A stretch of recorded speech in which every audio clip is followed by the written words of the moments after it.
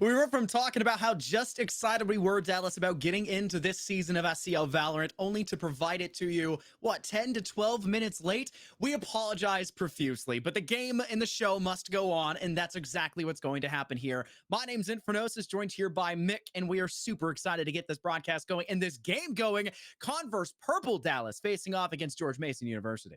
Yep, two newcomers here to the SEL, and I mean, definitely big hitters in that regard as well. Being two of the top performing teams when it comes around to actually being in the qualifiers here soon. So, I mean, knowing that they've already gone through that, they've already gone through their trials and tribulations, at least in other leagues, to get themselves here and now the Southeastern region. I'm excited to see what they're going to be made of because even then more so, I think it was a no-brainer looking at the list in terms of games to work with this week is when we saw that not only are we seeing two top hitters in terms of the entire nation, but better yet, they're going off against each other in week one. It feels like there's a script here to be written.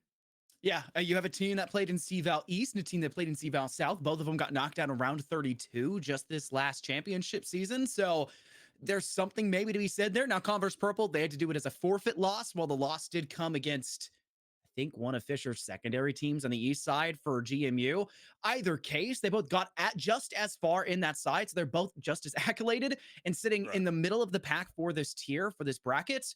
We expect this to be the best matchup. Week one tends to be the time where you see that top team facing the very bottom team, and you maybe expect it to be a little bit more of a stop than, say, some of the other games where they start even out here and there. This one, I expect to see all three maps. And speaking of those maps, what maps will they be? Well, that's a gamble because these teams, these players struggling in on those first week jitters took their Yeah. time to get those map bans. Let's see what they are. This is a pretty good selection already seeing the first two.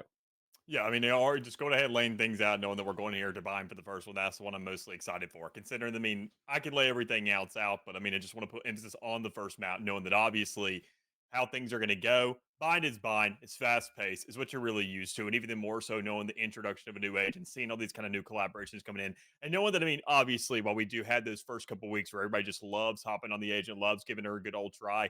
I'm curious to see whether or not it actually gets implemented. That's always kind of big experimentation that we see. And I think Collegiate's also in a space now where they're not waiting for the pros because this is an Yeah. off-season area now. You can't really look at too much. You have to just be the ones to actually set and those trails, be the trailblazers of yourself. And honestly, with the way Collegiate's working now and seeing how much investment's going into it, quite frankly, I think we're going to be seeing that anyways.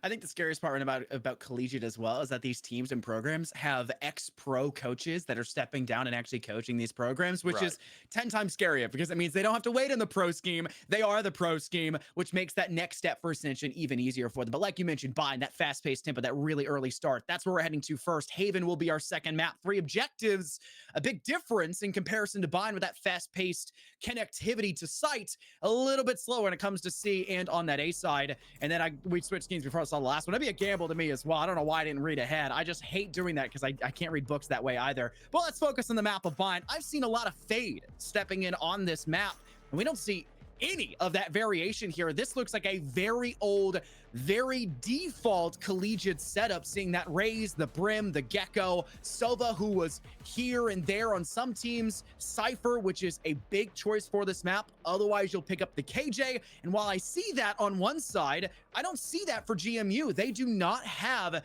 that default Sentinel to work with. Instead, they've got 2 initiators on the Sky and the Brim to work with, making fast-paced sight, sure. How are you going to hold on to it? Right. I mean, knowing how things are really going to kind of shift down. I mean, it's the same old, same old. Nothing really too crazy, but even more so. I mean, the Gecko being introduced on both sides. I'm kind of even shocked in my own right to just see how long it took for him to be implemented, quite frankly. I mean, knowing what he was capable of doing, seeing just the versatility of his kid. I mean, even then we saw Riot make a couple, early buffs to him, all things considered, which is kind of crazy to even think of, knowing his just general prowess. I mean, obviously it's in like, the buddy pickup speed and things, small little sentiment things like that. But I mean, in all honesty, he's always just been such a heavy hitter in my regard and what I kind of hold him capable of doing. But for him to be on Bind, it's nice to see that both teams are going to be introducing here, at least in this matchup. Speaking of the matchup, we're not even going to be seeing it go to that A side here for the first round. We're looking at a huge emphasis on B, which not only just right there towards the main area where we see some big players pushing out, but also right there towards the outside where we're playing a ring around the rosy with the attacking side. It's a bit rough around the ridges. Converse here working it on the attack. We'll have to be very careful. First blood to go through. Trade it out. The Roomba comes up victorious. But the only round you'll see that be the end-all be-all and just be the only piece and damage needed. It's To flank back in towards defender spawn. Blaze on the rotate will be able to hold off one, and a wide swing alongside there. Brim of Choice will make that an easy 2. Is the comeback possible? One It's enemy more and more remaining. likely as Max Vince is so to finish off the remaining players, and not much is really gained in value for Converse. Very unlucky first round, but the plant on the spike Dallas gives them some credits they can be happy with. Yeah, and that's all you really need to work with. I mean, go ahead and get yourself that early round. I mean, it's just kind of a 50-50 up in the air. I mean, you do have those kind of small, okay, here's a 0.5 to 0.3s. Usually I'm a stats guy, but it's at a point now where, I mean, honestly, these teams are all in such an equal playing field that I'm not even really going to throw them in the fray anymore, especially when we're talking about these two more specifically. So no one to get that first round, get the plant money, and sure, while we do see, you know, obviously right there, I mean, George Mason coming back with a great retake. It would just kind of hold things down and know, obviously be already set up in that retake position, considering that so many of them were in hookah. I mean, it's good for them. It makes sense, and obviously they executed when they look like they're in the lead. Thankfully, they actually executed, but once it falls, go to the next one. Grass head, it's going to be early, it's going to be right in their face, and even more so, it's going to be with the pie, who's already going to be shut down by that raise. It's an interesting choice to go in, try to get that first blood, collect the possibility of a Spectre of SMG of any kind inside U-Haul, but it will not pan out for them. Soji, who went big for a Vandal, Spike down A. before falling, but it's not good enough. Like this collision by Arctic. The weapon buy here for GMU has now bought themselves in the rear. This is not where you want to be as Coco moves back to recollect something. It's a Spectre. One Down enemy goes remaining. Geo, and Blaze has to save braces. That is a hefty cost of a round for the side of GMU, but CVU wonderfully done by Arctic to make it that way.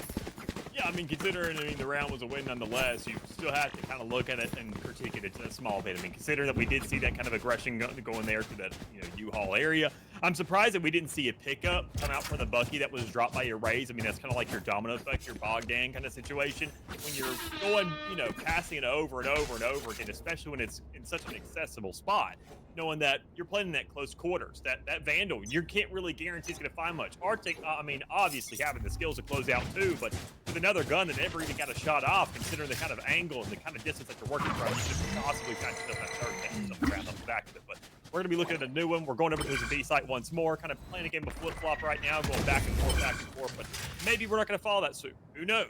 We have another round coming up ahead of us, but as it stands right now, it's a bit of a standstill as they're looking for a little bit of an entry.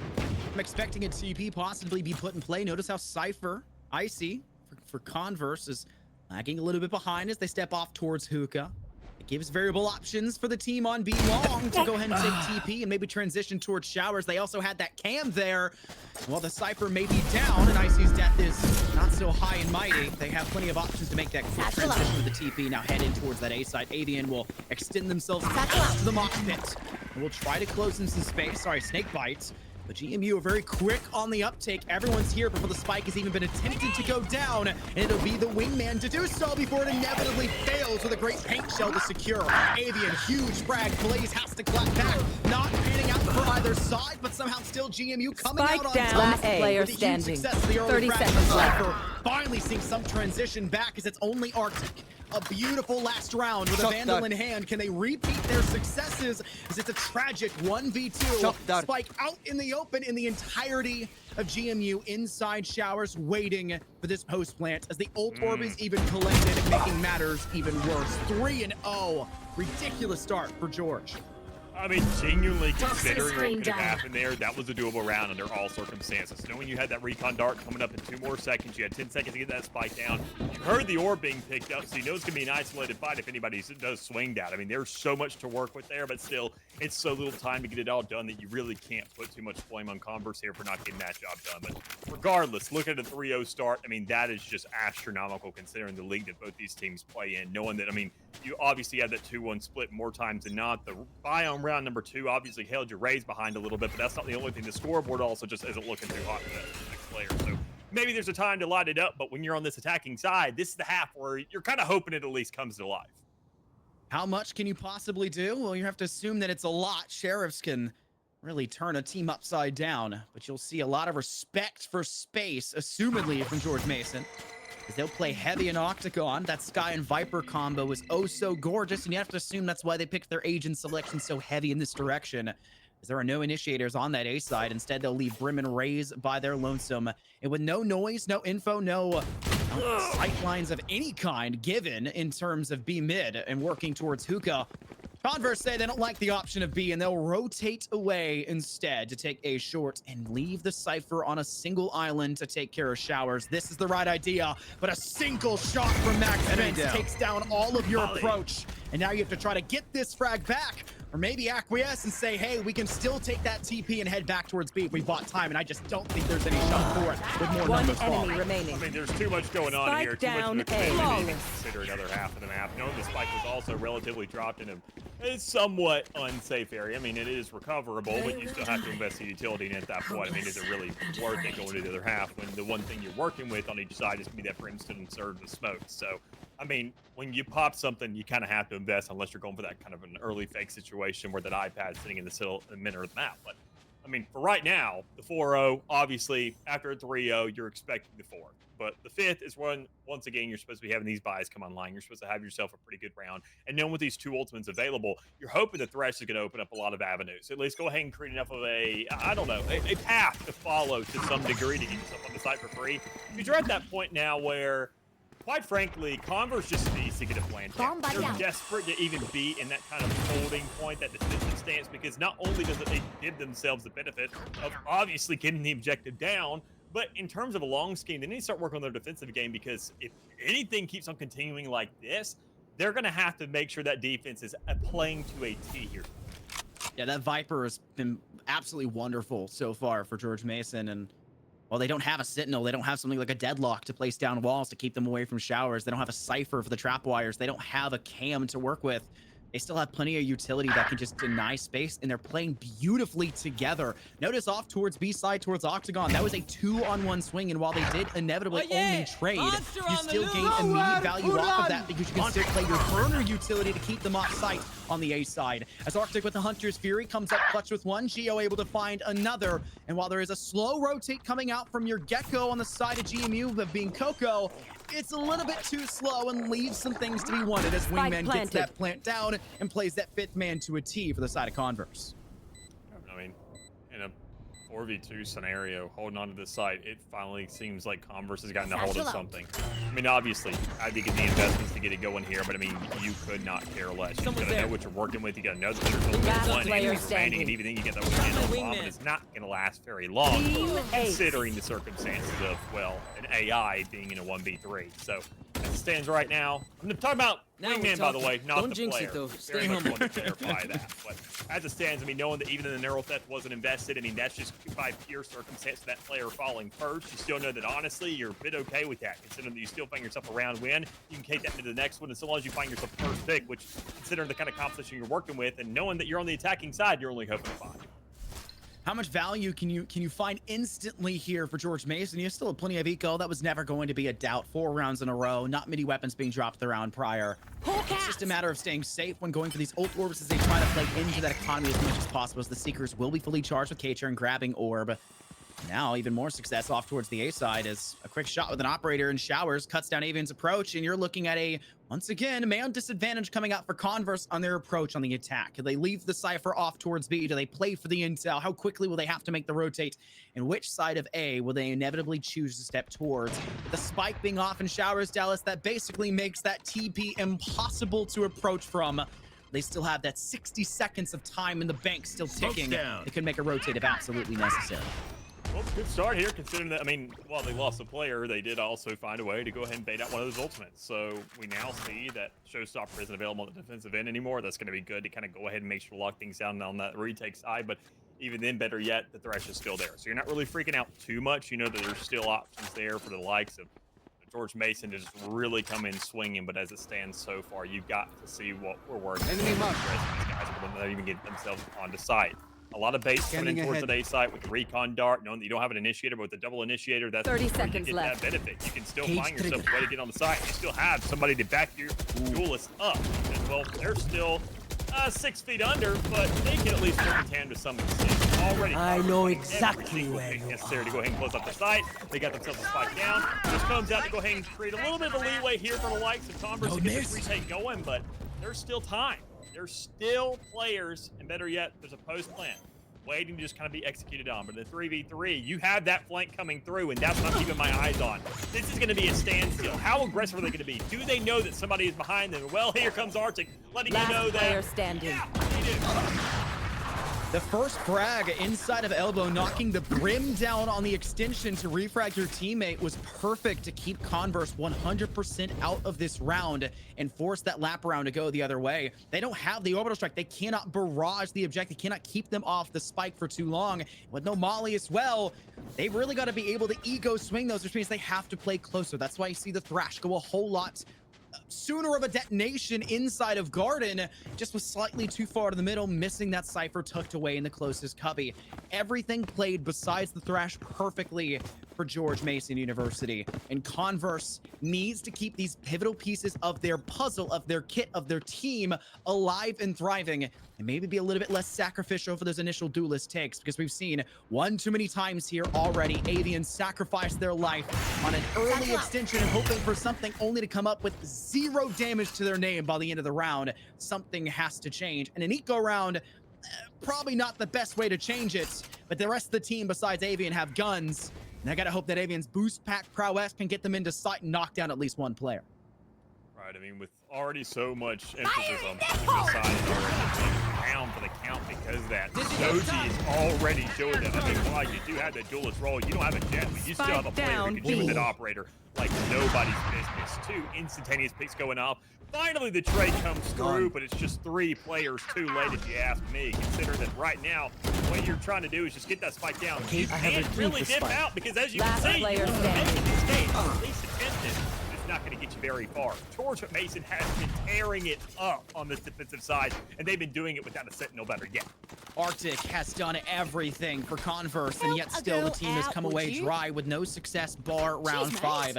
What is the difference maker? You have to envision that it's Avian with 2 and 7. The showstopper out. They had the shorty to win the initial fight inside hookah. You saw a great transition for George Mason to realize what was going on. They did not want to play too hyper aggressive in case there was something cheeky for the Rays on the side of Converse brewing up, and in fact there was. They play against the showstopper, and we saw 2 rounds in a row now. That operator come into foray last time towards showers, this time directly at a window. It's devastating, and Converse has not found the reasonable answer towards it just yet, as they take that space swiftly with the boost packs off towards Lamp. Can Avian find initial frag? Great spots with the recon bolt to make sure the team is 100% known, but with their own orbital barrage to keep them off site, that gives plenty of time to either force the team to hop off and take TP, or to force them to make mistakes and actually engage so they can get their team to rotate. Outstanding plays here going on inside U-Haul, just going ahead, keeping that time on the One side. enemy remaining. Converse is best they can really hold on to, but considering that it's an eco round for them, they're not really going to be walking out with much. Knocking out 2 players is a little bit of damage done to the economy of the side of George Mason, but it's just not going to be enough considering the absolute unit this team has become and has really just established themselves here on this first map, or at least better yet, this side as it stands so far. There's plenty of time left in this half. You can't really let this get to you too much. I mean, this is one of those points where I'd really start to consider maybe a timeout, but I mean, obviously, Converse doesn't really want it. They want to keep on really just kind of pushing the issues, seeing that they can finally make something stick without an ultimate. But if we think about it, that one round when they had the Thrash even get on the site in the first place, that was the round that they've won so far. So they're probably just going to try to take this one with the ultimate, see what happens, and then maybe kind of reconvene and see if they can figure anything else out. Out of attrition right now for Converse, and where the losers' bonuses continue to add up, they eventually will reach their peak, and there will be nothing you can possibly do about it. And hope that the ultimates have to be the ultimate factor of their success. Thrash comes forward. That will at least detain 1 inside shower, so it'll be the Sky that you'll have to be less wary of. But do you know that a Viper is also there? You have to, considering that the Viper's pit is down and out there. Blaze isolating and saving their team in the Sky. They'll get Icy in the process. Arctic hiding out towards bench. Will be able to secure 1. Almost gets the second, but K-Tran too good for their own good. Able to clap back. Also see the Tasmanian Tiger fight for 1 more. Maximus providing cover for the wingman. Can Blaze do anything? No, it's over. And another round for George Mason University, leading them to an 8-1 tally. You've got to pray that the next 3 can somehow fall in favor for Converse, but as things stand, Dallas, there's just not enough to see it going their way, as they just buy as much as they can, and it's still never enough. Yeah, I mean, this half has been mostly a shutout, quite frankly. I mean, unfortunately, that's what you're being dealt with here on the side of Converse, but I mean, it's not the end of the world. I mean, obviously, there's another half. You can only pray you're just as successful as George Mason when it comes around to this defense. But I mean, that is a big task to ask, considering that you're finding yourself, I mean, not only just in the first map, but the first half. I mean, in just like a beginning of the day, obviously there is a bit of a warm-up sequence that goes on here, but it seems like that learning curve, the entire adjustment period has been completely in George Mason's ballhouse. No. Avian misses with the Bucky, was given a second chance and is able to secure onto Soji, and Operator's not the best thing against the shotgun at that range. But still not getting it fast enough and getting refragged. A little bit worse for wear for Converse, but they still get a second pick afterwards and will maintain that man advantage for the time being, with Spike now going down completely. 2 players off towards Lamp, another one just sitting off towards Truck. I got you. Do they know that the Gecko is hiding back inside of Showers? Time will tell as Blaze starts to engage towards the Lamp side. A double swing, deadly for Converse. Why are you regressing, Arctic? They're confident they'll get it. But a player now stacked up on Cube. K-Tran denying one more, finally securing control over that side of the map, but it's only 1 player left, and we actually see Converse succeed in a spike plant and a successful take towards site and a post-plant scenario. Wonderfully done for their second round win. A long time coming, but it's the light at the end of the tunnel, so we're here. We found ourselves another successful round. I mean, thankfully on the side of Converse, and they've gotten themselves at least on the board a little bit more so. They have doubled their rounds. So, I mean, we got to look on the bright side of that. But still, George Mason, it is a very, very large hill to overcome here, considering that you're looking at a 6-round deficit, and there's more rounds to play. You don't have to shut this team down once. You have to shut them down twice, and possibly for some of these players, 3 times to even look at a possibility of putting them on a Nico and seeing what they're made of, because you don't see how scrappy they get. You don't see what their strategies look like when they have to get down to the trenches and find themselves in some awkward angles just to maybe find themselves 1 or 2 kills, or even then just look for a trade. But as it stands so far, that's not a problem, especially when you see a first blood going to the Soji once more, opening things up pretty strongly once more for George Mason. And even then, giving a little bit of information, let you know that, well, it's got to be the A push, right? Oh, most definitely. And they shut that down. Just gave the players off. Tails tucked between their legs. They possibly want to go somewhere else. But I don't know if that's an option now. We see Viper lapping things around, looking to go back towards that fountain. I've dropped the spike. Not seeing a whole lot of emphasis on cohesion for utility right now for Converse. If you're going to take the A side, where's your double brim smoke? You aren't nearly there fast enough to make use of that. It just feels a little misguided. A lot like the attempted backwards flank that came out, knowing that they didn't really have a sentinel utility set up and flank-wise back towards attacker spawn. They can just walk it, not be too worried about the trap wire. They try to close into space, and it will cost you your life. In the same sped, you've got to be aware that your team made the rotating. Coco's forced to now hold the site all by their lonesome. They try to send out a flash. It does not manage to find too much in the process. 30 seconds left. And Avian's very quick to take that second swing and deal with the Gecko trapped on site. A 3 versus 4. What was once really solid for George Mason University is now looking worse for wear as the Seekers go out, forcing sightlines elsewhere. Soji clapping in successfully to knock down their doppelganger, but the team needs to start clearing them away from Lamp, and they're doing so well. Can't let them peek. Max Vents losing teammates, but still standing themselves. 2 hunting for a 3rd, and Arctic can't get the job done. George Mason University securing their 9th in the half with nary a problem against them. Will it be a 9-3 or they reach the double digits? That U-Haul hold doesn't really work unless you have another player lapping around to that truck to maybe find somebody blindsided. But I mean, it just comes down to all 3 players sticking it out right there. And when you plant that spike like that where somebody can just tuck themselves towards that truck and get that defuse going off, it's literally nothing but a clothesline. Put your crosshair in a singular position, let the players swing out 1 by 1. Heck, bring out 2 at the same time. Find yourself a free collateral, save a bullet in the process. It just becomes one of those difficult scenarios when you're just really cramping yourself. You are cornering yourself when you should have all the space in the world because you're trying to prevent that retake, draw those lines, put up those roadblocks, but just didn't seem like Converse had those prepared. Maybe quick. Showstoppers also out. Do they get there in time? This one doesn't go. And Blaze able to narrowly avoid death, as Avian knows exactly where they are, and a wonderful smoke placed instead by George Mason. And I've yet to see a single one go down just yet for the side of Converse. Very widespread defaults, putting a lot of pressure towards Showers, but nothing on short. Nothing just yet towards B. Not even a sight line to be given to the George Mason side. They've got 2 players now planted and cemented inside of Hookah, with Spike rotating off towards Courtyard. Smoke to inside of Hookah as well. It's so much denial, Dallas. But they don't have very many guns because the Icy holding a Sheriff.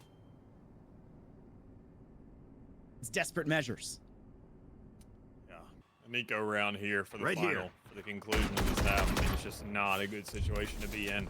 A lot of players like to kind of go for that Smoke's final down. hoorah and kind of get things closed out. But I mean, hey, maybe you can go ahead and at least find 2 rifles for the rest of the team. Going ahead and find those buggy picks over towards the side or in that U-Haul area. It just comes down to the players on the perimeter. So it's be maximum shut down 30 as well. seconds left. The rest of your team can now kind of reconvene and get themselves a situation to have One these guns enemy work with. remaining. They are making good plays with them. In a 4v1 situation, Soji does have the showstopper for one, but do you have the preparation for another? No, sir. It's Avian coming out for the final round. A saving grace here for Converse University, getting themselves Switching one sides. more round. Sure, it's going to be a 3-9 for them, but hey, it's an ace, it's a clip, it's something to work with, and most importantly, it's a bit more confidence there that the team can rally around because they have desperately needing some of that. Now, if you are on the side of Converse, Dallas, do you take a look at this GMU agent selection and say, hey, they have no sentinel, they have no flank watch? Do we start to prowl around the map? Do we start to take space? Avian has started to field themselves a little bit more effectively. They started off very cold, 1-7 at one point in time, and since then have become a highlight reel for the side of Converse to help elevate them to now these 3 wins. Do we start to fight for control? Do we take the fight to them, or do we play the same spread pacing on site? Time will have to tell, all dependent on how George Mason University decides to play in on these attacks. It'll be a Tasmanian Tiger to clear out Lamp. Heavy aggression towards Showers. Coco spots 3. The team needs to be getting the call, and it's a wraparound for Soji. Now it's Avian 2 off the board. And a huge play for Converse to play that wonderfully to keep control of space and turn around, to make sure that George Mason University don't get a free site for nothing and have to be worried about this retake. It's Avian, 3 kills. They want an ace of their own and won't be given. One enemy remaining. By the way, Max Finch with the classic. Yeah, Converse is not in a good spot here. I mean, considering that you once more saw that kind of scenario where, okay, we're Launching already smoke. surrounding them. We can already go ahead and play for this retake. But problem is, they're taking that from the perimeter, and they're not setting up any splits. Both coming from Bath, and it's just not going to work out for them. 1 by 1, Classic just being close enough to get the job done. And another round on the board here for the likes of George Mason to be working with. So 2 for 2 on the pistol rounds. Obviously, good scoreline in its own right. But 10-3 looks a heck of a lot better. Double digits has been achieved. Chokehold or checkpoint, time will have to tell. But from the looks of things, Converse has been struggling to make ends meet. And I loved the start of that round. But ultimately, the fact of the matter is they let things get out of control on the retake towards site. They didn't have the intel. They didn't have the spacing. That's going to come with the woes of a first round when you don't have the credits to buy anything but the pistols you're working with. Soji playing behind a lot of initiator utility on this GMU side. Able to successfully create opportunities inside of B-Long, but the whole team is there, and the whole team will take that TP to a free A site. Wide open. I mean, but still, you got to consider the guns at hand. I mean, we already saw 4 spy come through in that first one, and then I think they could go for one here. Problem is the positioning just is not there like last time. When you're on the attacking side, you have all the aggression. You have Spike all planted. balls to shoot considering inside your support. But as it stands right now, GMU with a great wraparound. K-Turan able to go ahead and just kind of close out that entire area of the map. But as it stands, looking at the rest of them, what they're trying to get done here, I mean, it's a solid hold, I gotta say, but I mean, it's still just not Last enough. player If you want standing. situation, I don't know if we can really see Geo in this one. K-Tran, the whole team takes TP on B-Long. Nobody is just lagging behind towards Hookah. They were absolutely 100% saying it's either B or it is A. There is no 50-50. We will gladly take it over. When the whole team transitions, they swing 4 out through Showers. They leave K-Tran behind in that flank watch. When they don't have a sentinel to do it, they have to be more active in that approach. Well deserved with the trigger discipline to secure the Sova inside of A main. The secondary wraparound that came through, Converse just at their wits' end. Thankfully here, though, they can have those Vandals come forward. Possibility of full armor, very absent for 3. But they'll start to send the utility over the top. The mosh pit to make sure you can't escape out from Showers, but there was no active utility from your initiators to keep them out of the foray in Showers. The smoke that's placed by the defensive Converse keeps GMU at bay and just bides their time even more wonderfully as, wow, what in the world is going on? GMU are already inside of Lamp here, Dallas. Yeah, They're trying to get the job done. I mean, they definitely snuck their way into the site. The problem is that they actually take it again. No, there's still plenty of players here to contest the area. But I mean, it really comes down to what they can actually execute off the back of that. I mean, they found themselves trying to get the job done with the wingman. With some of these threats coming through, the wingman isn't even a possibility. It's the player dying more than actual help. So there it is. Crash coming through, finding another kill. Outstanding way to find yourself a couple more sheriff shots off the back of Spike down A. But the right stands right now. I mean, One 1v2, enemy honestly, remaining. Coco, this is a doable situation. Another thrash in your Thrash hands. is But you ready. don't want to make yourself susceptible to a roundabout because, well, obviously, if you're controlling something, you can't control two things at once. It still has all the time in the world to get it done here inside this corner, unknowingly, but also he doesn't know where these players are because, well, the spike is wide open and nobody's nearby. Icy will hop on top of box. Coco will at least be able to collect the spike and plant this on the opposing side of truck. There will be no utility available for CVU to deny this. As Converse try to flush them out with a nice shock dart. Nothing coming up roses for Arctic. Coco forced back towards Metal. This is a great angle to hold, but a wonderful jump peek by Arctic. He's able to gather intel and play for denial as Arctic baits the tap and waits, ready with the Vandal. GMU failing to secure their match point on map 1. They'll at least give Converse plenty more opportunities if they can keep the wins rolling, but a costly one at that as 3 players lose to the still forced eco buy of the second round of the second half. Yeah, I mean, just an outstanding run up that's considered from Converse. I mean, keeping things rolling, keeping themselves inside the game here. And even then, I was a little bit concerned considering the angle they had. I mean, knowing that already back to the spot, you saw Coco trying to set things up. Maybe see if the players wanted to line themselves up, and especially if you got the crossover. I mean, that would have been a possibility. But it's right now, I mean, that's just so much to do. I mean, you have Heaven there over as an option as well if you kind of want to make that roundabout, but you have no Dizzy, no Wingman, nothing else to work with, no utility for an initiator. It's just, you might as well just kind of be spectating. It just feels like another nightmare, and that's the situation you're stuck. Oh, Icy says, I can rotate backwards, but at the same felt dead, I can say, hey, I'll get my one kill before stepping behind tube. There's a Converse hold now on the B site, still with plenty of utility there. Sky Smoke will go down to cut down sightlines through Garden. That will at least deny for another 10 seconds. An initial take and rush out towards the B side. But notice, players inside the A side of showers and A short. Not enough fuel. Toxin screen down. TP is much so an option. But if they can't find safety on the A side, they'll be forced to play in with what they have to assume is an even man advantage on the B side. As a recon boat comes forward, that'll be no intel. Arctic says, hey, must be no one there. I'll take the rotate backwards. But Icy's got a cam. He's got you on radar. Nothing you can do about that one as the trap fire, the cage will come up, giving some safety for Icy away from Icy, even though it's their own utility to fall back and take TP through showers. Yeah, to reconvene with the rest of the team over here towards this A side of the map. And, Max Vince. Well, still 3 players here. I've got More than enough to get the job done. And Smoke, it's in here inside Max Vince's hands, which I mean, it's going to be safe for that post plant. So a lot of confidence to make sure to actually execute it. But what are you going to be doing the other side of it? Well, you would think they'd hold that line. You'd think they'd just kind of not push, say, play for the post, but instead, they want to just swing out of smokes one by one and just drop every single second afterwards. My ultimate is ready. Spike the fuse. What a masterpiece of a mess that back of sight turned out to be in that post plant. You use the Seekers, you have to force them away from the objective. Wonderfully done. You're in a post-plant scenario with George Mason having played a very slow, not very solid take to the B on the initial start. You thought you had a chance. You wrap back around. You always have a backup plan. That's how you can tell a team is not just thinking 1 step ahead, but 2 steps ahead and even further. Let's start this party. You get to sight, you get it for free, and Max Vince somehow doesn't get caught by Blitz hiding within the smoke in the center of sight. Slower pacing for Converse, but ultimately I think that passivity is biting them in the rear instead of actually assisting them. As Showers take was really teased from this attacking side of George Mason, but that Sky Smoke once again keeps them at bay, and they're gonna be right in the midst of it the second it dissipates. Aven in the corner, unknown, refract by Max, but it's only enough net positive. You traded Spike Duelist, you down traded an A. Initiator, and this is why you have two, George Mason. Sky is still on the board. You still have the flashes to take rest of sight.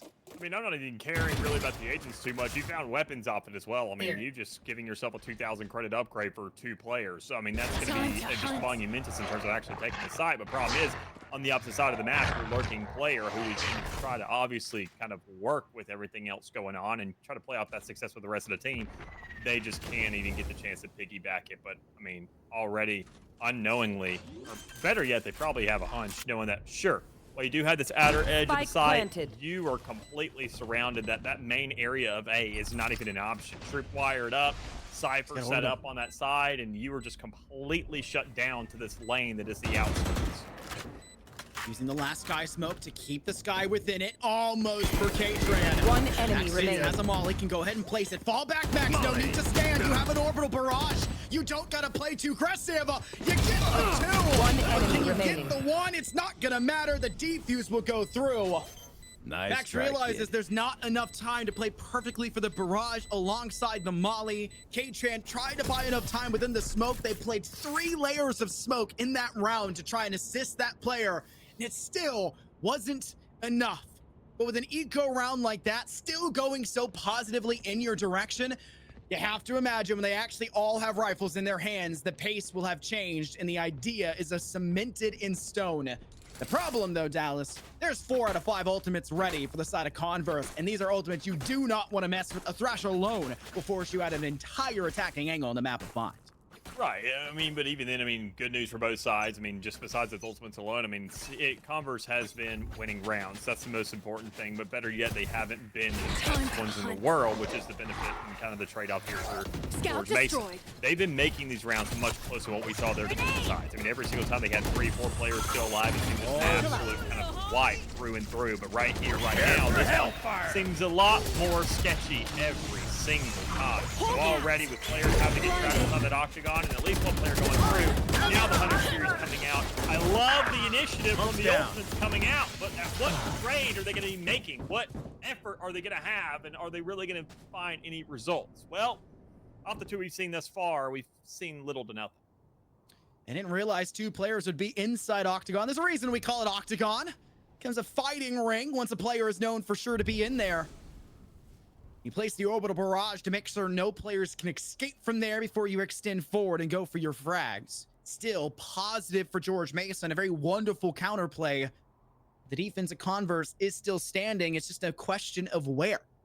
And it's an even split 1-for-1. Thrash will come out. Coco saying, hey, y'all use Thrash this round. Might as well secure our 12th with it. 30 As seconds a player left. in Cubby squeaking One down enemy 1. remaining. That's enough. If you're on the side of Converse, you've gotten value. Revealing area. Arctic has already gone crazy this entire game so far, being the only reason for your limited success in the first half. You can rely on them here to clutch this 2v1. And are they aware? They may not be. 10 seconds Goes left. down. And Blaze One enemy now remaining. stuck in a 1v1, forced to left the opposing side of truck. You have the plants.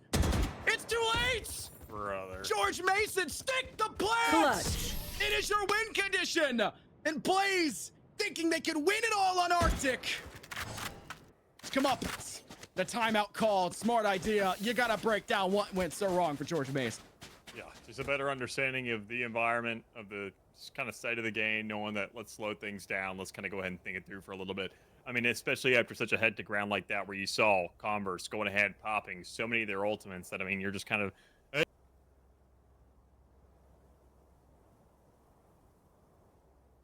players on site, that one just kind of completely gets negated, especially with the Thrash. That is a huge one to go ahead and get out of the way, but the orbital barrage still being at their disposal is going to be something, but on the defensive side, it's a little more questionable because it gives you that time and preparation to go ahead and make, obviously, way out of it. But as it stands, they got to figure out more so what their post plans are going to look like, which is kind of surprising all things considered. While their retakes and while their initial holds were amazing, their actual mid-round was what felt a little bit slow. So I think that's kind of what they're trying to figure out, is especially if they get themselves onto site with how aggressive and how well they've been doing that thus far. And the post plant's also looking good when you consider the defense of what they did in that last half. I think when it really comes down to is how aggressively do we want to set up in these post plants? How far do we really want to draw that line in the sand and create that threshold for ourselves before we feel like we're really overextending? But I don't know if they're going to have that benefit of being able to draw that line, because while we've seen Converse stepping up, getting more and more and more aggressive and getting more and more confident in this game, it really just comes down to the matter of fact of when are they going to overextend themselves on this defense and give away some free picks. You can see that step up for George Mason to start to apply some utility pressure Scout off the B destroyed. side. 3 players defending that for Converse will meet and match and equalize the attacking odds that are coming for George Mason as well. There's that pivotal sky smoke that's been so heavily utilized to just buy some time. Unfortunately, that does give up the ult orb. That may be all George Mason is truly hoping for here, as a single pick going back the other way could start to tally that for Sojin, give them the showstopper, and for an eco round, Dallas, at showstoppers, 1 free kill, maybe off towards Lamp if you can guarantee a player is there. You use that rifle a lot like Arctic did in round 2 to start to cap some more players off and give your team the best possible odds at resurging back into this game, or at least into the round. So you're starting to see Converse tally these rounds further in their favor. A possible 8 on the horizon, but Spike has rotated away from B. It'll be a 3 versus 2 on the A side, the rate at which things are going. Right, and slow and steady wins the race, but problem is when you're already sitting at 30 seconds, there is a time where you do have to pull that trigger. So we're kind of getting there, and well, with a free A side open available to them, well, that's what's going to happen. But still, tripwires available to the Cypher, kind of scattered about, but are those actually going to detect? Are those going to go off? Well, with one of them shot down, you know where players could possibly be. So that's where the orbital barrage goes in, looks to cut things off, create an avenue for maybe a retake and give yourself some own space, and already Woods has made use of it, finding not only 1, but 2 picks off the back of that Guardian. Probably not done just yet, but it seems like it's anything towards One Mason enemy to really remaining. be kind of sit here and stepping on the brakes, because, well, they haven't had to push up at all. When they know they had that sneak through, when they know that even then the orbital barrage was invested towards you all, and they said, we're not even in there, buddy, then they say, all right, just hold your ground. Finding these shots, they're going to have to be in a state of panic eventually, and we saw exactly that come through as they reached match point. Tripwires are placed inside Lamp. You look at that and say, hey, it's been shot, it's been cleared, they're in there, and if they're not, place it just far enough forward that they can't sit in that cubby either, in that safety net. It was a 2-for-1 wombo combo because you had players lapping back through spices to force a confrontation. Issue is, a Viper toxic screen cut off that sightline. That's been pre-placed every single round by George Mason University, and it's something they utilize exceptionally well with Max Vince, getting a frag before and after it dissipated. And that just created that man advantage even further in favor. That is match point now on map 1 of Bind. And you have to hope Converse can get a more solid start on the map of Haven if they can't complete the 5-round comeback that's now required of them here as Bind readies its very possible last round. Right here. The engagement starts to head towards B once again, and I do not see a TB in the future. You got players towards Hookah. They have no one watching towards A right now. Yeah, those 3 ults are the really thing that are kind of scaring me right now, considering, I mean, while we did see Converse able to go ahead and pull out 5 rounds from the last half of this one, I mean, I've got your trail. You're not really too concerned with that, but as it stands right now, it's more so the amount of utility and disposal of George Mason to ensure that he gets himself into sight, make sure to get that take underway, and get something to work with. But as they've already invested a couple, it seems like all of their efforts were for nothing but a singular kill, which could have been managed with a gun. So as they're going to find out that B doesn't really work out too well for them, go for the rotate, see if A does. And with only 1 smoke really down to cover things up, you're relying completely on this wall to give you all the coverage here for the post play. And while it does do a little bit of damage, it does not kill, but thankfully Blitz is there for the train. Spike having gone down thanks to Wingman, your 4th man in the field. No longer an option. And you start to see the same success on the Wingman on the side of Converse. Maybe a stun off towards Showers or something. K-Tran's trapped in cubby on short. With the Molly keeping Coco and teammates back, the defuse is a very big possible threat. There goes Wingman on top. Icy having cover. Will that kill the Wingman? It does. But there's still plenty of time as it's been stuck to half. Right. And Converse will survive to get their 8th round. And George Mason University, from the early start, very well could have been a very successful take on the B side. Very smart for the 2 players that were lagging behind on A to realize there was no take and to stay there to stay alive for the retake further. Extremely antsy there at the start to kind of get things going. I mean, I don't really blame them, especially when you consider that this is the first time it feels like we haven't had a player run into us before we hit site yet. So, I mean, let's go ahead and pop everything because they have to be here. But even when you have all those assumptions and when you've kind of collected all that data inside your mental scape, goes to the next step. Do you just throw it out there? That's still a no. You still need to have at least some general idea of what you're doing. You can't just blindly run through a smoke. You with double initiator, for Christ's sake, you got to be able to kind of select something to know and ensure you get rewarded for your efforts. But the stands right now, good shots coming out of least the Soji to find one, and it really comes down to the rest of the team. Can they find the follow-up? Can they maybe pick up those guns? Can they get close enough to make these guns work out for him? And while Coco doesn't really need that too much, Avian, showstopper, shut down, not the Vipers, but the player inside with the spike. A plan. Doesn't seem impossible, but it's definitely not gone down. Viper's Pit will be in play, possibly the rest of this until the rotation comes through. You know players are here. You know what you're working with, but you don't know about all the traps said about the map to slow you down your tracks. Oh, Coco spots that one millimeters away from tripping it.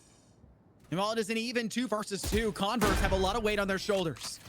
I see Avian both coming from the same angle. Will one wrap back towards elbow? Oh, they'll both take direct in towards site. Coco, close cubby in octagon. Blaze, lagging back inside of long. As Icy taps the spike, none will go forward further. Coco ensures you don't gotta swing too wide, but Blaze is there as well. Remaining. It's a simple frag for Avian, but it courses away a 1v2. Icy has to Enemy reload! remaining. The second one will elude them, 13-8. Attackers Blaze win. securing the final frag. Gorgeous map of bind for George Mason University as Converse will not let bind go their way. Second map of Haven has to if they want to see a third. Yeah, I mean, especially considering the strong start we come out from George Mason University. I mean, I was expecting that win in the first place, but I mean, it just all the credit in the world for Converse for making that as close as it was. It took them to the second half to really even wake up just in general. But I mean, after getting such a clutch third round underway, obviously it was all off the back of Avian getting himself an ace. There's a little bit more there to be kind of be looked at. I mean, all things considered, I'm fine with the composition. I mean, you're the one that brought the cipher, all things considered. So you did have yourself somewhat of an actual defensive setup. But it seemed like George Mason was always beating you to your own game when it came around to that attacking side. So, I mean, you just have to be ready for that defense to push up. And considering that you're not running a Sentinel, you kind of have to expect it, which was kind of crazy to see that they got so many free rounds just off the rip in those first couple 5, I'd say. And that it took Converse a little while to even wake up to it. So those 5 rounds, when you look at kind of starting off the game and how slow they were and how much even then the one that they won, it was just off the back of having an ultimate accumulated by then because, well, your Gecko got enough kills. There's still something that needs to be really found out here within this break so they can kind of scratch things together and know that the next map is going to go much differently. Correct me if I'm wrong here, but it felt like the brim difference right now between Converse and George Mason was very prevalent when it came to the attacking side. A lot of value came out for George Mason University. Max Vince was not alone just as a fragger who topped the game, 23 kills and 13 deaths with 15 assists, might I add. It's a ridiculous stat line. But their smoke game on the attack was well done to actually cut off that A site more effectively. B site was very rarely hit, but what it was a lap back away from the A site. Geo, for the side of Converse, I felt like wasn't playing those attacking smokes nearly as valuable as we saw come out from Max Vince, but I think their defensive smokes were perfect. They played those wonderfully. The issue, George Mason University, they respect those smokes. They're not sitting inside of them for too long. They're not running away from them. They're waiting them out, and eventually you'll run out of that kit and you'll run out of that util. It's just a way to buy time, and George Mason is very gladly playing your game because they play so fast at the start to force you into that play style. Either way, that's going to have to change for Haven, a lot like our agent selection will. But before that, we're going to take a quick break. Do not go anywhere. We're back with more action. Can Converse Purple make the comeback and force map 3? Or will this go 2-0 in favor of George Mason? Stay tuned to find out.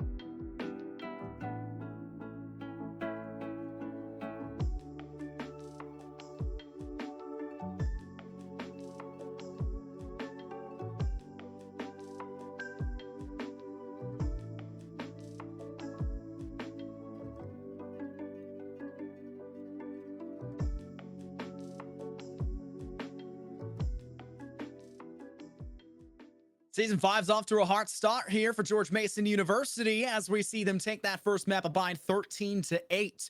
A big comeback, though, to be told in the second half from Converse Purple, but the deficit they dug themselves in the first half, ending at 9-3, just seemingly was too much to overcome for the second. They cannot let themselves fall short early on our second map of Haven if they hope to see that third coveted map of Ascent, where every team arguably can take down any other team. Yeah, I mean, knowing that obviously Haven, three insides, I mean, it's same old, nothing crazy. And that's kind of the beauty of Valorant to some degree. I mean, obviously, I didn't have a texture or I had Call of Duty experience before coming into Valorant. And Call of Duty, it felt like, obviously, with how it is nowadays, you got maps every other week, it feels like, just because they pump something out new for Warzone. They're like, let's throw a bone to the multiplayer players. But I mean, here in Valorant, seeing maps just evolve over time, be basically the same exact thing with just minor tweaks here and there. You get to see that teams, they don't ever really evolve too much. They don't really make too many adjustments. They just refine, they refine, they refine. And it's like ironing a shirt 10,000 times, 10 trillion times at this point. It can only get so straight. And now you're at this point where sometimes you accidentally burn it. You leave the iron on for too long, and that's really what it comes down to. Who smells a little more smoky than the other? And looking at these compositions, somebody's definitely cooking. So I'm smelling something. All of that when you could have made "who's cooking in the kitchen" reference. You went for the ironing the clothes, which honestly fits a lot better when it comes to your map selections and how you play out these maps. Sometimes you gotta add some starch though, and that is where you start to add in the new playstyles, the new ideas, the new agents, to make it that even more wrinkle-free and straight clothing you're hoping for. I hope you're not starting anything but jeans. That would be really odd to walk around like that.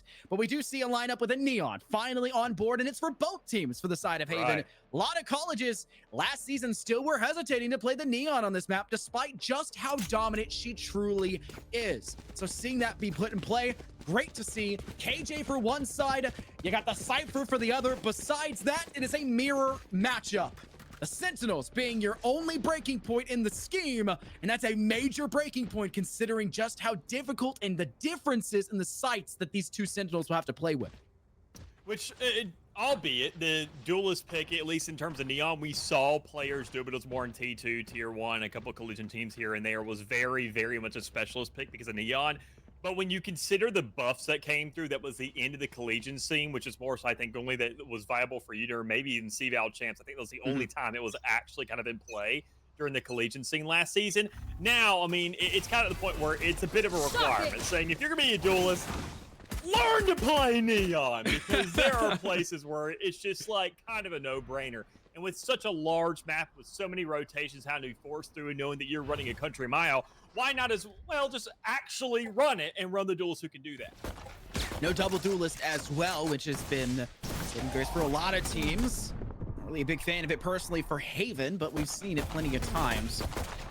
Maybe with current iterations, ISO would probably be a good solid choice for a secondary duelist. You have that closing gap duelist of the Neon. You need something a little bit further behind. A lot of teams will opt for the Reyna with that Lear. It can essentially act as a secondary initiator.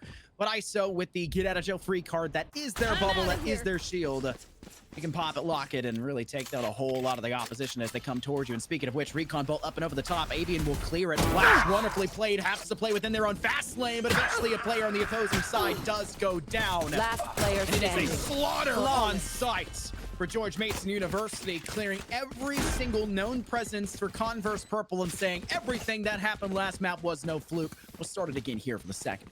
Yeah, an absolute run through of a first round. I mean, considering how much we were just really seeing tumbleweeds fly by for the most part. I mean, until finally the gunshot was made, everything was flying, and it seemed over within almost a second. So, seeing how things are going right now, obviously, once again, another good start here coming out for the side of George Mason University. I mean, they're now 3 for 3 in the pistol rounds. We can only assume that they're going to find themselves a 4th. I'm going to just curse it, but that's to figure out at a later time. As it stands right now, though, it started the last map with that pistol round and then ended up making it a 3-0 start. And on something like Haven, for these long ranges, and you can't really find yourself too many kind of gritty corners to kind of really just scratch something together, it's gonna be a lot worse for Converse University, quite frankly. And we also highlighted how well, important Avian's lack of presence was in the early start of that first half. Last map on Bind, Avian went like 1-7, 1-6 at the very beginning, was not locking in. They got let in the kitchen, but they were watching everyone else cook, more specifically Arctic. And Arctic already going 0-2 with the first frag of the second round. Avian will have to temper themselves and their expectations, but they have claimed quite a bit of space, with Arctic being the initial one out the gate. They're inside window, but Coco spotted them just moments before and is able to secure one. Soji and K-Trend fragged back. This is a little bit worse for wear for George Mason, but they still maintain that positive man advantage, and placing that deep smoke on your omen followed by a paranoia will at least make Blitz assume that they were already on site, giving George Mason the chance for a plant here. 30 Flash goes seconds around left. the bin. Max Vince fully flashed. Has to try to step towards Spike long. planted. Can toss Last now. player And the standing. Phantom's not missing that while your classic does everything but hit. Yeah, you gotta crouch, gotta take those slow shots, and just gotta one by one, unfortunately, that's in the range. That's for the classic. I mean, the trade-off's there. Up close, right click, easy picks. But Free gun. yeah, as you can tell, it definitely acts like it's free whenever you get to those long-range combats, especially up against the likes of a rifle. So, see what's going on here. I mean, round number 3, this is where we should be. The buys should start coming through. Round number 2, wasn't expecting too much. It really just came down to how many picks can we see George Mason manage. And, Let's go. well, obviously all of them. Better yet, how many picks can we see Converse pull out? Barely any, and that's kind of be expected. So it really comes down to a round like this, where you see the buys coming through now. George Mason looking for some one of an actual kind of bit of pressure, and they put it in the exact spot I hope teams always do. If you're in these kind of Spectre buys, Marshall buys, things like that, Sheriff, go to a place in the map where those can be in those situations, where they can find those shots. You don't have to go down a super long hallway of an entry to get on a site where you're running those rifles, those guardians, those operators. Close quarters. Get nice and friendly with your opposition, and you're hitting shots. Blaze opening things up. Finally a frag in favor for George Mason. That's it for Max Vince to get out of dodge.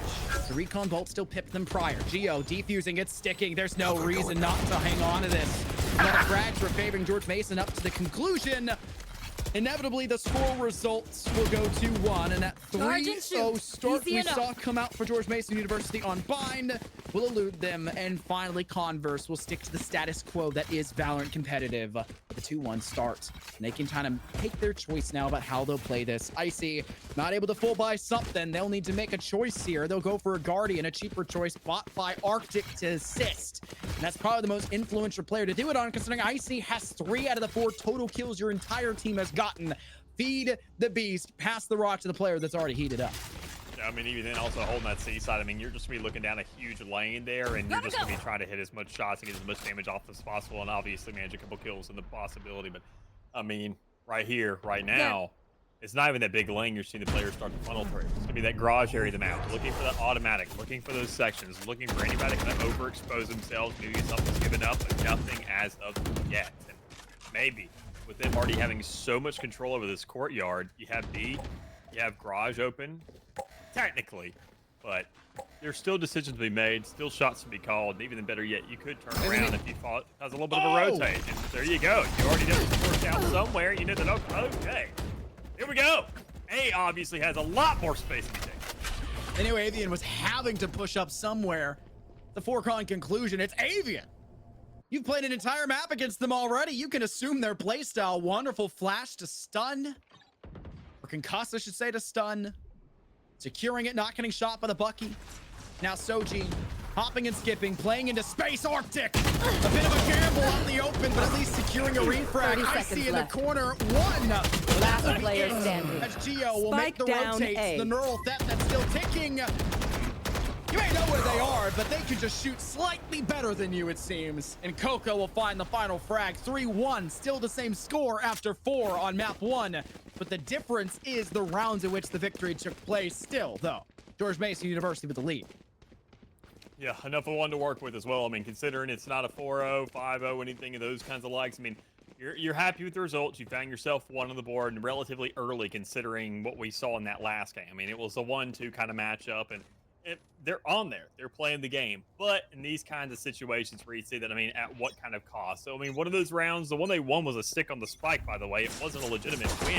And in terms of where they just wiped everybody out. So there were still guns to carry over. Economy's kind of getting all over the place, where some players are even alternating back and forth, where they have to get these situations where they're just trying to get something together. And while Avian has managed to find one off the start of this round, well, you got to try to get a couple more.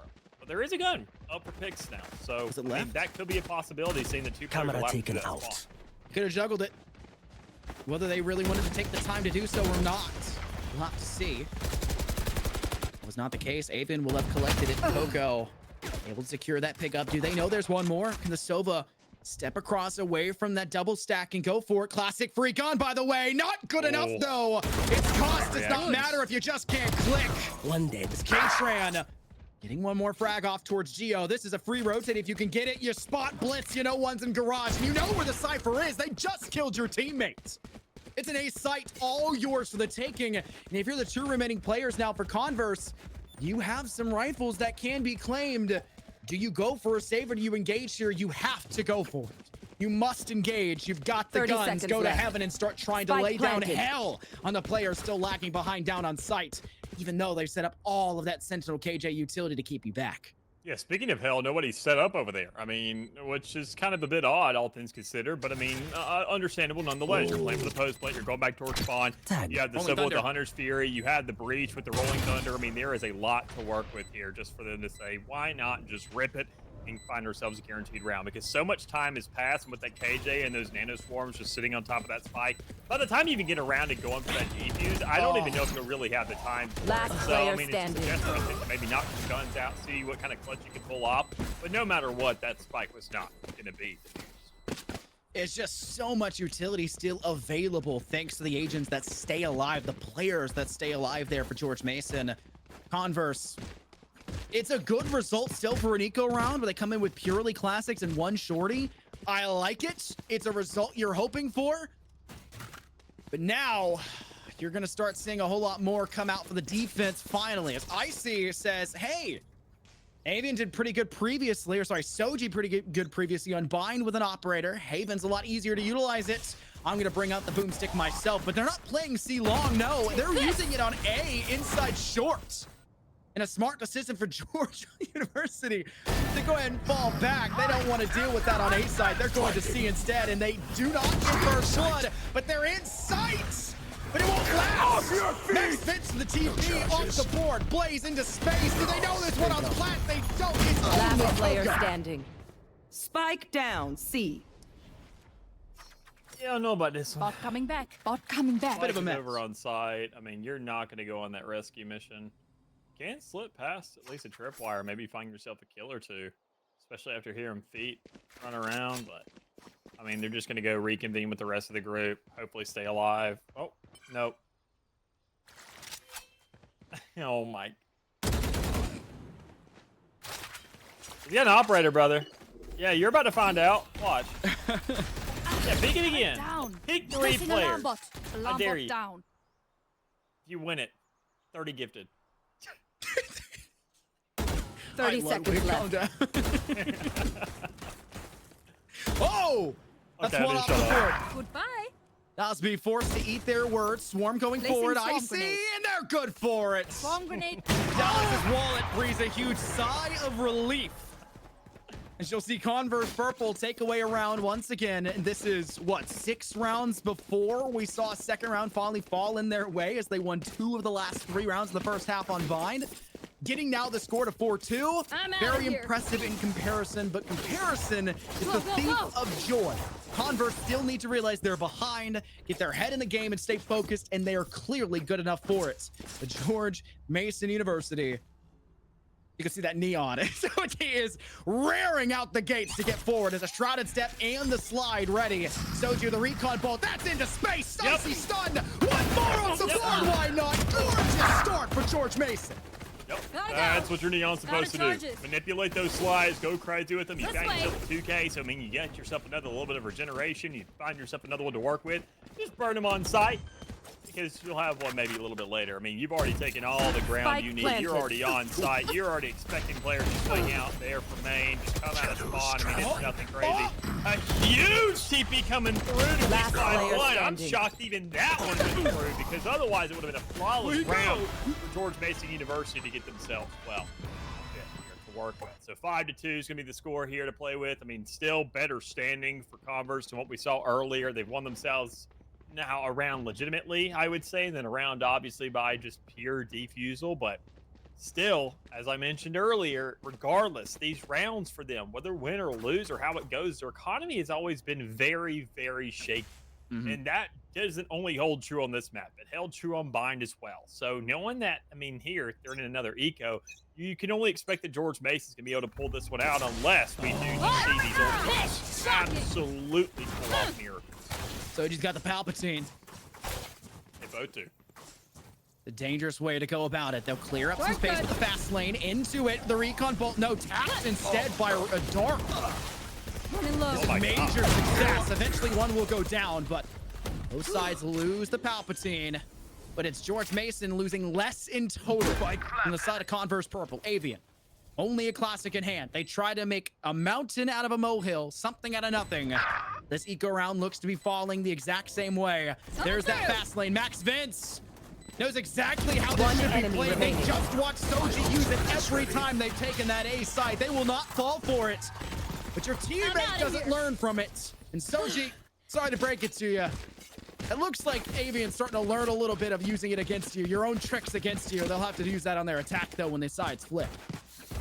Yeah, I mean, still a little bit longer to find yourself maybe around. I mean, obviously that one you were relying on the aftershock to maybe find any real effect. But I mean, considering you're starting from the seaside of the map, you were running a country mile just to get over and even be in the fray there. It's probably going to be expired by the time you even really get there. Not too much of an actual effort made, but I mean, the players on site doing what they could, finding 1-2 in the process. But another buy round's underway. We're going to see whether or not they find two players dead just as quickly as the 2 rounds before from Soji, but they know that, okay, we've probably learned our lesson now. Let's head a little bit further back because, well, that You Neon's should going to be able run. to make quick work of any kind of lineup going on. Geo hiding up in heaven. The lockdown forcing everyone back. Is Geo just far enough out of it? That will be the case. Can't see anything as the smoke is still going. It'll finally dissipate. Will they peek for a denial of K-Train? They don't. There's the Rolling Thunder. They were Spike waiting planted. behind Gone for this exact moment, but they didn't get it in time. Both sides using both ults to counter each other out and cancel. The K-Tran's holding up high and mighty. Using it to get some space above. One more player up in heaven. Ouch! Blitz bites the Phantom. Icy and Arctic chopping back in fervor. But you gotta use the ult that for intel. K-Tran Last player and Coco. GMU. They are just dominating this first half, a lot like we saw on Bind. Where's the answer for Converse? This defense is failing them. Yeah, another guaranteed advantage going into the second half here for GMU as they find themselves at a 7-2 lead. And I don't think that's going to be the last one from them, considering that, as you mentioned, an eco coming underway. I mean, the biggest thing that could really work out for them is maybe that Guardian buy if it gets stationed over towards that C-Long section, but you can see it more towards Garage. Is not going to find the manipulation and all the free damage that you would expect otherwise. So, I mean, a quick rotation, obviously, just kind of getting that lineup, and even then the Marshal can make quick work of a couple players here too, but there's just too many variables here. There's a lot to ask of your teammates, and even then with the influx of utility coming out. So even then, Shadow Step, and even then, better yet, Paranoia. All of it coming right at you, just like Avian on the A side of the map. So it's going to be picked up. Spike Still, planted. it's a site that still has to be taken. From the shadows to defender spawn to ensure that the breach is actually rotating out of sight, not just stepping towards blast. Gorgeous setup for George Mason. And they've got total lockdown of the objective. Shock dart out. It's going to be just to the side of Geo, who may have actually One found to enemy have been remaining. attacked. But the Vandal gets the job done almost even more cleanly. Now only Icy is remaining. Marshall in hand, and it will fall to the floor alongside their corpse. The score tallies up to an 8-2, with George Mason University continuing the lead so easily. It feels like, especially when so many of these rounds have been thrifties, Dallas.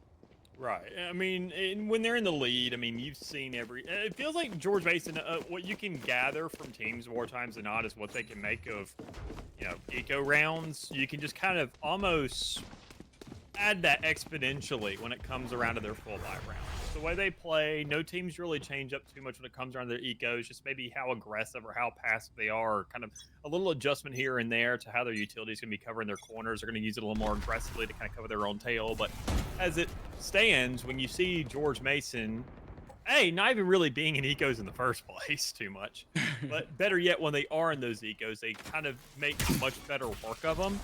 It's at that point where you're saying they're just kind of playing a better game. And the scoreline right here is, even in that last map, is perfectly reflecting that. And while Converse still does have time in this second half to kind of wake things up and get themselves back in this and, make a bit of a comeback like we saw in that last map, we saw that hurt them in the last map. They need more points early. 3 isn't going to be enough. I think they need to have to win these next 2 in a row, obviously, because if they don't win this one, they're going to be in Nico once more, and we see how those go. Especially when you're in the last 2 possible rounds. George Mason, who have been so swift on the takes on the A side, taking control of short alongside Soji in the blast, and a breach concuss as well. A lot slower, a lot more passive, a total gameplay and style shift. And if Soji can still net that first blood, Right there. well, you know what's going to happen on A, inevitably afterwards. Will Max Vince be caught off guard? They were ready with the utility to send it up towards heaven. Soji now knows there are 2 there. Did they get stunned? They do! Great play by Blaze. Refrags just right after, though, by Blaze. Another to their name. They're losing teammates so swiftly. Spike they need down the A. assistance from their Take KJ. flight. And they're lagging all the way behind, and they get cut by Icy on the Last step player in towards standing. Hall. Great round for Converse. Take the fight to them. Punish them for playing slow. That's their 3rd round win in the half. Last round Finally getting a before the solid switch. round, too. I mean, just Nothing seeing how will be they were saved kind of after watching this. everything. They understood what was going on, but even then still, I mean, high and just had a loss there because that round, I think, isn't lost by Coco, but still a little bit more, would have been much more easily successful if you had, well, your top fragger on set with the rest of your team because, well, you see Soji not really doing everything necessary, had Go, a go, round go. here and there where you find those openers, not really consistent for the mid it's over. to post-plant situation. Gotta go. And then Max, well, obviously, it's just kind of playing that controller role, getting plenty of assists and what they're supposed to do, but isn't really there in terms of the actual fragging department. So, I mean, you want to have your core 3 kind of there, because you know that each one of them my more than wire. likely manage 2 kills wherever they go, so long as they're actually facing their opponent in those gunfights. And if you're sneaking around trying to, back in somebody and whatnot, it's all about timing. And on this map of Haven, the timing is always going to be marginally long. Just see how slow the game is going. George Mason, they lost the last round, Dallas, off of slow play. They're redoing and re-engaging in the exact same manner. Smoke up to heaven. Still no engagement from them. Despite doing so, Max Vince just trying to play a whole lot smarter, using that smoke from behind cover this time instead of deep within a short. They've left Spike behind, and they're only just now collecting it as I have KJ the has spike. claimed a whole lot of free space up into Rabbit. They hear Avians rotate. They hear an extra set of footsteps as well. Will Coco know? And will they peek? 30 The team seconds starts left. to get off towards the C site instead. Cam up on the wall. Cypher watching and waiting. The intel easily there in the story yet to be written as they'll pip down Max Vince. As they start to get burned with utility. Avon dealing with the Omen. Coco with the wraparound. Spike down, Gets C. punishing results. But no 10 Spike seconds still left. is yet to go down. And time is running out. You have to stick this, K-Tran. It's denied by Avian. One Round enemy result will remaining. go in favor Last player for a standing. 4-8 split. Wonderfully done in the final moments here for Converse. A save and a half by Avian.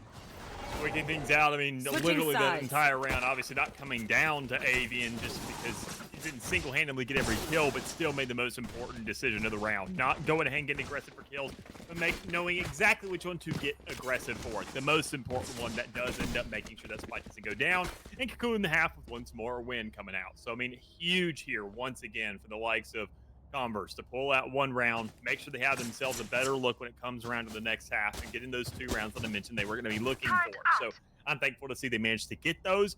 It came down to a 13-8 in the last one. If they finally manage to win a pistol, that's what I'm looking for. Can they do it here to finally turn the tides and see what kind of string of rounds they can go on? Utility ready.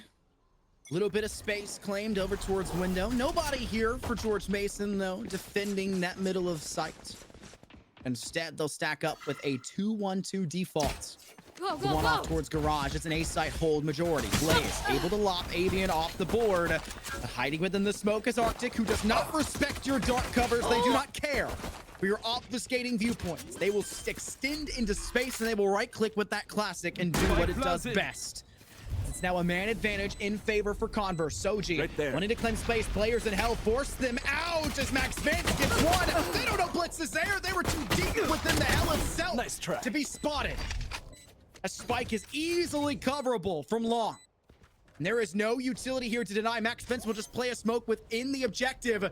They have no real way to deny this. Hope the click can do it. And the two shock darts aren't good enough. Is diffused. They have not been good enough for a kill in a long, long while. Right. Since like it feels like I think like a year and a Over half. a it's year. been. Easily.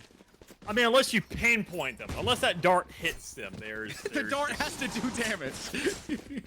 It's abysmal. It's a long fall from grace, but it is what it is, and I mean, it's what you have to expect. You know, you have to be taking shots there. You know, you just kind of have to stick it at that point, and even then, when you had the smoke to work with and nobody's really budging, it's a really weird circumstance. But nonetheless, it's another I'm outta pistol here. round, whether it be by defusal or by means of elimination. That's purely just nothing. Once again, George Mason 4 for 4. So if they end up winning this entire thing, well, that's one thing you can definitely lean it. The breach utility, wonderfully positioned. It's Coco with the Spectre, good for 2. Max Vince playing the other side. This Spike just can't find home. It cannot find any safety. Last Icy player now the only standing. one left standing within a dark Spike cover. down, Able to B. take K-Tran. You make it a little bit more pricey. No flawless result for George Mason. But the result still falls for a double-digit stat line finally on the scoreboard. That checkpoint or chokehold, and George Mason, having still 4 of their weapons from the previous round, could very well make this just a single step closer to the result they're hoping for. A 2-0 series against Converse Purple, a heavily accoladed team, and a team that also made it to round of 32 in CBL Championship. I mean, seeing what's going on there, I mean, already, we talk about the checkpoint chokehold kind of situation with a lot of these teams. I mean, tonight, already George Mason has not really had a concern about that. And even you kind of take that more into account whenever you look at maybe 6, 7 rounds. When you're underneath half of what the other team is providing, there's a much longer way to go. Considering the guns in hand and already the effect made with them, I'm not too stressed about Converse for particularly this one. While you do have one player dropped, the numbers are still in their advantage. Bit slow here to find pressure around the map, but still a minute on the clock, so they can still have ample time to make a decision if they do want to make an exchange and kind of transition somewhere else. They don't like the idea, or maybe the lack of intel off towards the A sites. Not having that cipher as well to leave a cam there is very unfortunate, but make do with what you have still remaining. They'll rotate long over to C. The 2 players are actively defending, and this breach utility has been nearly perfect for K-Tran this entire match, Dallas. Not just on map 1, but especially so here. It feels like on match 2. Will it continue to be perfect? Time will tell. Big blast goes forward. Avian forced to take a couple steps back the other way. Flash for flash. The second one dumps. Coco needs to get a Spectre shot, but the Spectre can't outdo that Vandal. And eventually Converse player will standing. reach the bottom of the barrel and secure their victory on sight. 30 seconds and it's left. up to the flanking Spike Blaze. planted. This is the most important one. The first shot for the follow-up. You need both against full armor on the Outlaw. It's a round given to Converse. The comeback was possible.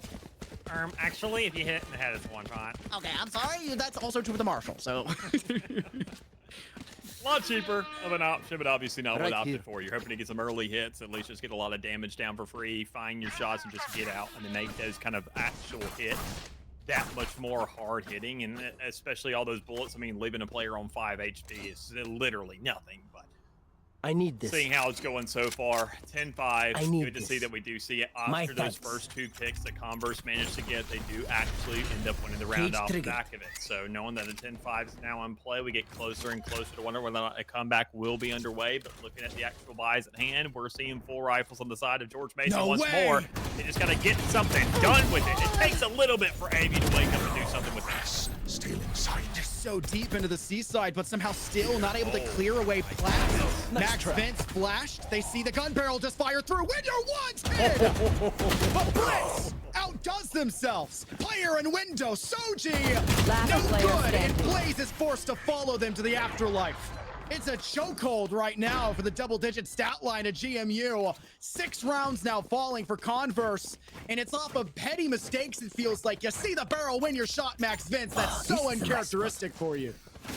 Yeah, just gets closer and closer here. I mean, and good on them. It just comes down to, once again, these eco rounds. We haven't really seen George Mason in a situation where they have to do this too much today. So now being on this map of Haven, they've had quite a couple circumstances where they've had to scratch something together on these thrifties or just get the job done. And they don't really have the ultimate for it on this one, I will say. I mean, obviously, Everdrive, that was something that you could play with. I mean, but that's only so much. And well, while Avian's been doing great, Soji's done things here and there, but hasn't really had the biggest impact in the game. So, especially on defense now, it's like there's a lot to ask. But the Rolling Thunder, I think, honestly, on defense always feels much better than it does on attack, because you know that, A, you get either all the free space in the world and you're set up in a post where these players are back in their avenues on that attacking half, or, well, they're on site and they are stunned as can be.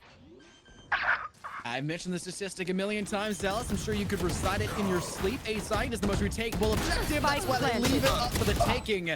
But Sheriff's not the best weapon for retakes. That is only coming more and more true as time passes. A beautiful round for Converse to tally it up and etch closer and closer. My advice? They only managed to Don't drop get shot. one weapon away from them. A very unfortunate circumstance for GMU, go. but when you lose so many rounds, eventually your eco will start to look like Converse's did in that first half. Where can the defense change, Dallas? It feels like they're picking the right side. Majority of the time, they're just getting out utility bursted from the side here of Converse. A lot like they were doing in that first half. Maybe playing a little bit more passively will help, but there's only so passive you can play. I mean, I don't know. Maybe go ahead and try to play a little bit more of a later retake, because we do see kind of those wars taking place on site where those are where the bursts occur more times than not. They're not really setting up too aggressively to enforce a lot of utility used early on to actually get onto site. So when they get onto site, that's when they say we can actually use everything. And they end up losing 2-3 players in the process. And somehow it always feels like those are the most crucial. Those players always have a very, very good attempt at fending for themselves and finding a couple kills in the meantime. But I mean, just playing, holding back. I think, like I said earlier, just working out that Rolling Thunder, giving them that space. So when you hear those audio cues, you just press the go button yourself. Right here. Spy Cam able to find something off towards B. You'll know that the rotate in will have to come. Blaze sitting inside Hall, and a recon ball will pip down 2 players. You know they're there. You know it will be a site. Ready for it. There's the question, Right Dallas. We've mentioned, when is the time? Where's the utility? There There you it go. is to counter completely. Rolling Thunder, great shrouded step to just step past its expenditure. But it's still somehow Converse know coming away with the kill. exactly And now where. the spike going down. A 4 versus 5. Big concussive blast catching both My the ult Omen is and out Breach of off guard. Maxfits falling behind their KJ. They know Icy's down and short, and they also knew players were in help, but they send them there. One enemy Not remaining. enough to get Last Optic player too. standing. Right, it was so close, but yet so far. I mean, that's as close of a round that we've seen so far on this defensive side. I mean, considering that even then it was off the back of 2 ultimates coming out from the side of GMU. So, I mean, there is a lot of work still to be done here. I think, obviously, there's just a little bit of quirks here and there they kind of have to iron out. But, I mean, considering the score line now, that checkpoint chokehold, as I mentioned, it kicked in at 6, and it's definitely been a chokehold more than anything else. And quite frankly, when you start to hit this hole and you see this eco come out again and again and again, especially when you see the ultimates not really finding too much of an actual reward for its efforts, Here we it's really go. getting to a point where, what can you really do? That's good. Look how much utility has been burnt here. It's a trade-off for the Palpatines. So much extra util burned for Converse to just try to Almost fight out. in C-Long, which they don't even have to have. Shortcut. There was no requirement to stay here. There is no forced need Almost out. to continue to push into C. But they saw the players and they wanted the frags. They thought this was their best possible chance to do it. It is an eco round for George Mason. So try to take advantage of it where possible. The Palpatine will run out for both sides. Soji wrapping back around towards Garage, trying to play for early intel and maybe across as they do start to transition off towards A. But the team, There. Converse, don't want to give up the C site. They are willing to stay here for as long as possible. They know they're lacking certain pieces of utility, and they just need to play into the strengths they still have remaining. Shot for K-Tran. They both go down, Soji on K-Tran, but they get some value out of it and can maybe have that KJ lap back around, take that Vandal, and start 30 playing seconds a left. Yeah, still ample time here. Player count. One needed to take enemy advantage of remaining. GMU consider the kind of guns that play, but I mean, they're just looking for time. They still got utility. They're not stressing themselves too much with the actual result at hand. They know that this round is so good as is. So long as you can just play the mind games, delay the plant. 10 seconds left. It will be enough, but they let it go down. And they open up Spike the opportunity planted. for a clutch to come into play here for Blitz. But the scan comes out, the shot is there, and when you got wall hacks in a 2v1, I mean, you're only assuming, so help me God, they win that one. Blaze is just Ultimate is ready. him on site, it seems like, Dallas. 3 sheriff shots to secure the frags and an eco round for George Mason University, who was on a major 4-round hemorrhage in results, despite having such a solid start in that first half of the 8-4 split. Giving them 4 back in return is not somewhere you want to let Converse Purple continue to stay comfortable with as they start to reset up their defense. An operator, a boomstick for Soji, and it's looking like a bit of a glass cannon scenario. Soft armor alongside it. And this could be something that greatly assists in their defense, or it could be something that also hurts them. They'll send that operator off to short A main. Somewhere we saw the exact same play come forward for Converse in that first half. But much like Converse, neither side, Dallas, coming away with success off the back of it. Finally a result win here for GMU. Been a long time coming, probably is the one thing they're thinking. But still got 2 more they have to manage before they can really close out the series. And that's their benefit right now. I mean, right? That they have a much bigger drive than Converse to really kind of win this map, just because it can all be over and they can go home and call it a day. But I mean, these 2 rounds, I mean 3 before that previous one, were just looking so distasteful in the way they really find it. 100 Fury coming out over towards the middle of the map. They had an idea where those players were over in Garage. I mean, a great lineup here to get some damage off the still. I mean, you had that spike down, and now you're going hunting. There's only a KJ ultimate available, but I mean, that one is always just so darn big. I mean, that you're not really concerned about it. It's more so on the defense. Is that retake going to come underway? And already with 2 kills on the side of GMU, they know the go button is there. They know the lineups are there. They know that they just have to have any kind of coverage. And with 3 players, now 2 players, just covering that defusal, it still ends up going through from Geo on the flank. They just don't know. How'd they not know Geo is there? And another one! Last player standing. Arctic playing for denial. Coco, do you know? Geo's rotated through to Garage. Imagine Arctic, if I he doesn't died know it's right now. almost So 0.09 away from a successful defuse. The time is nearly perfect. The slightest twitch of your finger faster and it would have gone to GMU. Converse breathe a sigh of relief. Geo with the saving grace on the first stick attempt. Arctic staying even closer, getting away from C-Long and sitting in Cubby. It was a nightmare of a scenario with the lockdown forcing them back. But GMU fails still in this next round with an eco again, hopefully putting Converse one round away from a successful end to go 11-10 on the score.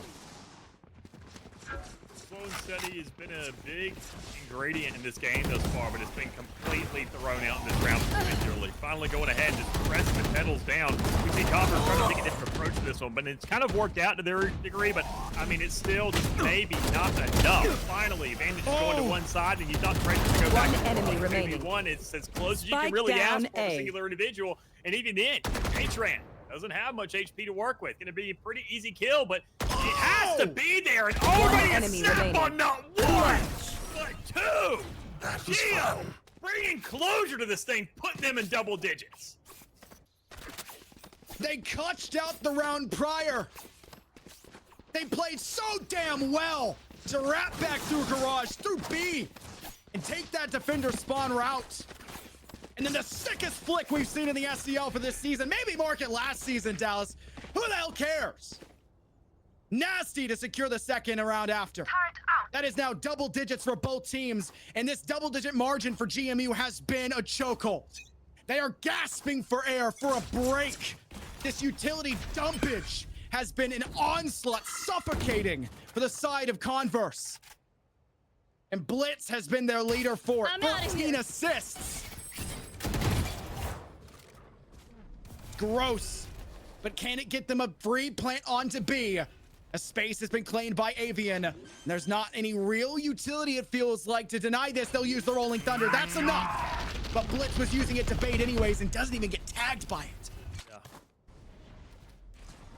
Soji's able to find one in the meantime on the IC, which is actually going to be huge considering the median players, the B side being a bit of a bait. It seems like a couple players didn't get the memo. Still stuck, stranded.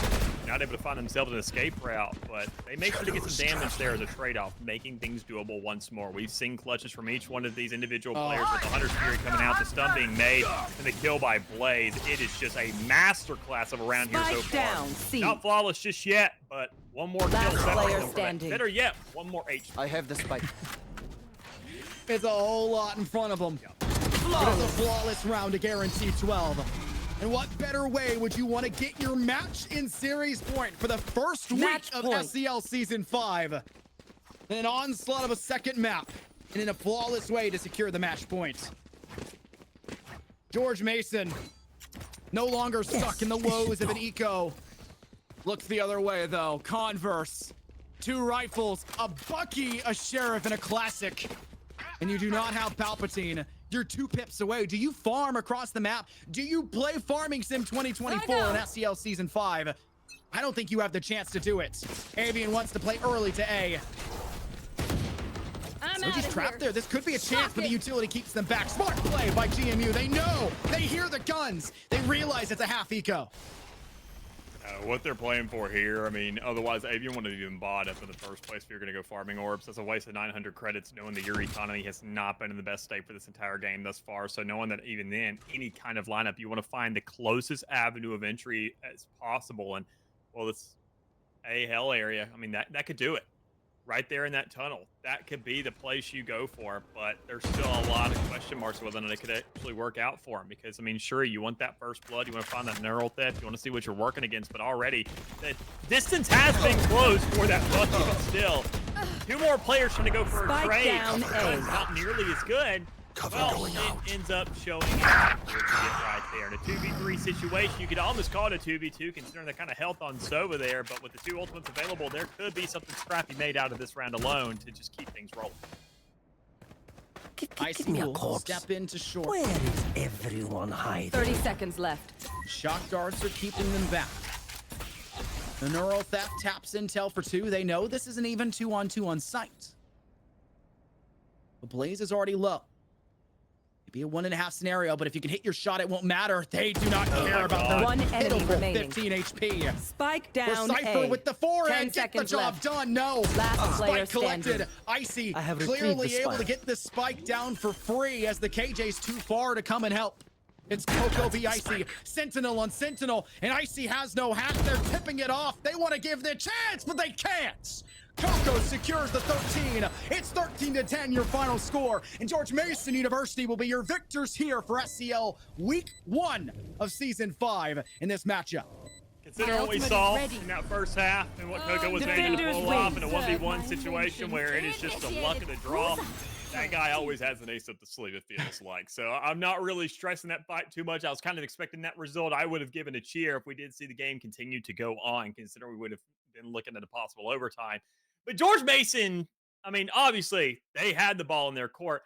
Converse, though, still didn't have the eco in theirs. It felt like no matter what, they couldn't really scrap together buys. And even if they did go to that 11-12 kind of situation, a couple of the players still wouldn't have had a gun to work with. It would have really came down to, all right, well, if we had that 1v1-1, Well, then we probably get another 2 rifles off that. But the rest of it's still up in the air. And even then, it comes down to how many ultimates do we have to play off of. And honestly, we mentioned Avian getting close enough on that ultimate. But I mean, after seeing the results of it and what it did over the course of the game, I don't know if it would have done enough to really give you a round guaranteed. It would have just been more actual pressure. But I mean, even then, we saw kind of that C lineup where the 2 ultimates are going off against each other. They just completely disrespected those neons.